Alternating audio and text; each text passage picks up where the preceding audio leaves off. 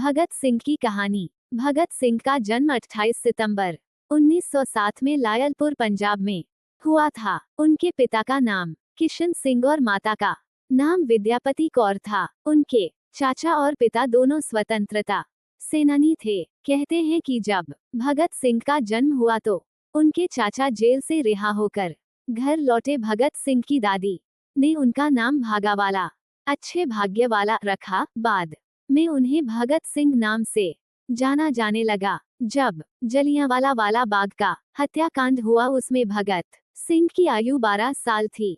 वह वहां से खून से सनी मिट्टी एक बोतल में भरकर घर ले आए थे। 14 वर्ष की आयु में वह नेशनल कॉलेज लाहौर गए।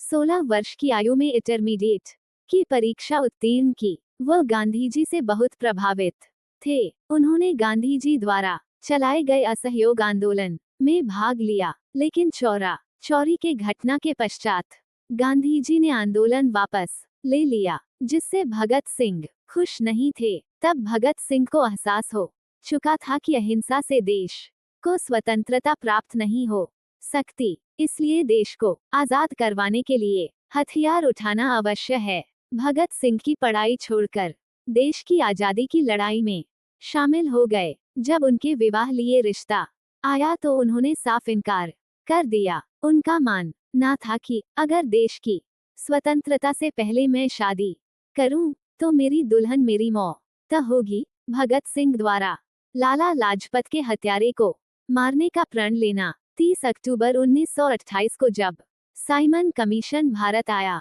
तो उसका विरोध किया गया। लाला लाजपत इस विरोध प्रदर्शन का नेतृत्व कर रहे थे।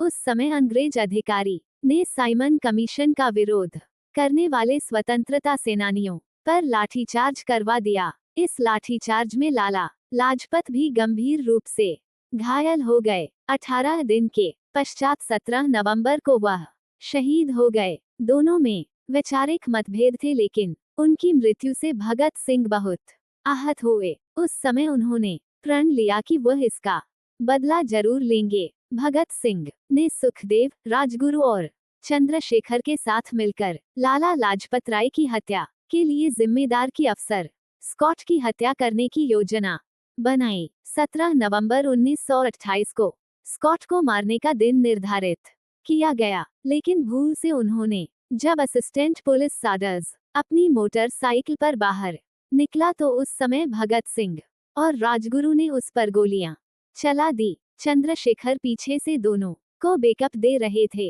जब सिपाही चानन सिंह उन दोनों की तरफ जाने लगा तो चंद्रशेखर ने उसको गोली मारकर उनका रास्ता साफ कर दिया। साडर्स को मारने के पश्चात भगत सिंह और उनके साथी भागने में सफल रहे। अपनी पहचान छुपाने के लिए उन्होंने अपने बाल कटवा दिए। भगत सिंह और बटुकेश्वर दत्त ने मिलकर 8 अप्रैल 1928 को सेंट्रल असेंबली में बम फेंका। उसके पश्चात वहां से भागने की कोशिश नहीं की और अपनी गिरफ्तारी करवा दी। भगत सिंह, राजगुरु और सुखदेव पर मुकदमा चला। उनको फांसी की सजा सुनाई गई। शहीद भगत सिंह की मृत्यु। भगत सिंह, राजगुरु और सुखदेव को फांसी की तारीख 24 मार्च 1931 निर्धारित की गई थी, लेकिन भगत सिंह की प्रसिद्धि पूरे भारत में फैल चुकी थी, जिससे ब्रिटिश सरकार भयभीत थी। इसलिए इन तीनों को एक दिन पहले ही फांसी